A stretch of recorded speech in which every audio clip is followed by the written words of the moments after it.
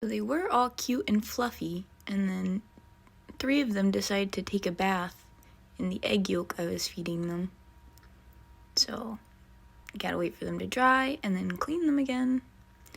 My little wobbly dude, you can see his butt right there. He's doing a little bit better since he got a meal in him.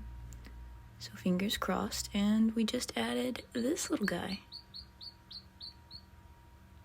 I'll run the incubator for probably another day, make sure no one else is gonna pop out late, and then we're good to go. So I'm finally back with an update. This is the original brooder I had. Very cute. Just some videos of them running around before I get into talking about how I handled them and how I raised them. This is also my first time editing a video, so let me know if you guys have any tips or any apps you'd recommend. I saw that YouTube had its own editing app, but I haven't used it yet. So yeah, super excited to share this process with you guys. This is a great view. You can see a lot of their facial features up close and stuff. Even though they're only a few days old in this video, you can still, at this point, start to see their personalities and stuff coming out. Very cute.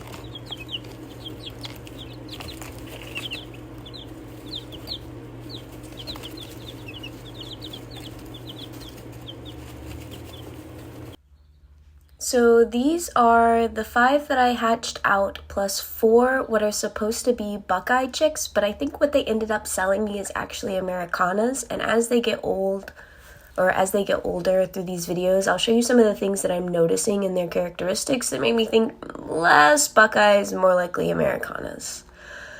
It is unfortunate. I was looking forward to getting some Buckeyes. They're one of the only breeds that were developed by a woman in the United States. They're also known for eating mice and theoretically being better micers than cats or even Cayuga ducks. Right here in the middle, that's one of the Buckeyes, another one of those stripes of Buckeyes. This guy is one I hatched out, as well as I think there's a white one that comes into the frame next. That's also one that I hatched out. Yeah, there she is. I hatched her out as well. Those were some of the first 2 that hatched. There's one of those Buckeyes, Americanas scooting around the outside right there. That's going to be another one of those Buckeyes, theoretically. But yeah, this is just a top view from that first brooder that they were in. Very cute, very cool.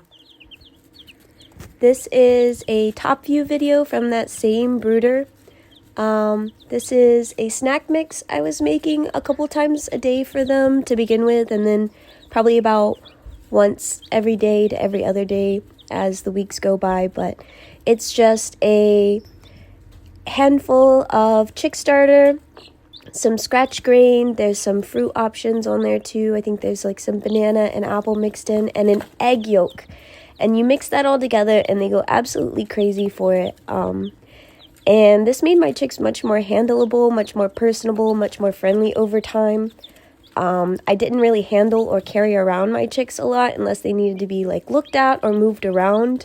This is in contrast to my usual excess of handling to try and keep them friendly, make friendlier adults. But this hands-off method where I kind of just let them come to me until they were ready to start jumping up in my lap and stuff worked much better to make these super personable and friendly hens. So yeah, I highly recommend just spending as much time as you can with them, associating yourself really strongly with good food and stuff. Will make really friendly hens if you're trying to get more of the pet style from your chickens. Otherwise, all of this is super unnecessary and not something you have to do to have perfectly fine and healthy and happy hens. But yeah, I love this little top view. I love watching them eat. It was really fun. You get to see kind of their personalities start to come out and stuff. How they start to interact with you, how they start to interact with each other. It's really fun. So I'm just going to let you guys watch this top view for a second so you can watch them run around and eat. I hope you enjoy.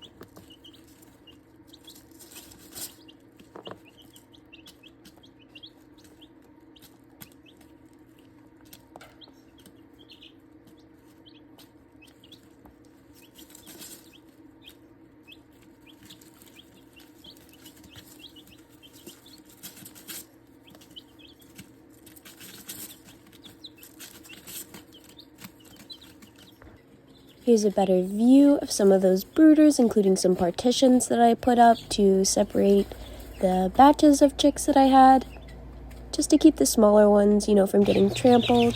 The larger ones also got moved out right after this because I wasn't enjoying the amount of space they had. It didn't feel like quite enough for both sets, so they got moved to a larger enclosure right after this video was taken. These little guys. And last but not least, there's my cat there. If you guys are not familiar with chicken math, this is how chicken math works. I said I was only going to hatch a few, but then I saw 4 that I wanted to add to that, and then, here they are, mostly grown up. So that's my original batch of 9, and then over here I have 4 that definitely are Aracanas, and then I have 4 Midnight Mystic Morans. Very excited to have both of those added. They're very skittish there, very shy. And here is the first batch. This is their first day outside. It was so cute. Just wanted to add a couple of them. You can see them flying around inside the coop in there. They're very excited, but a little nervous to come out with the older guys yet. They are a lot less shy now, so can't wait for you to see that. Very exciting. And this is that smaller group again, inside the 4 Morans and the 4 Americanas. I think I said Aracanas earlier, but they're Americanas and Midnight Morans. My giant bag of food, all that good stuff. But yeah, thank you guys.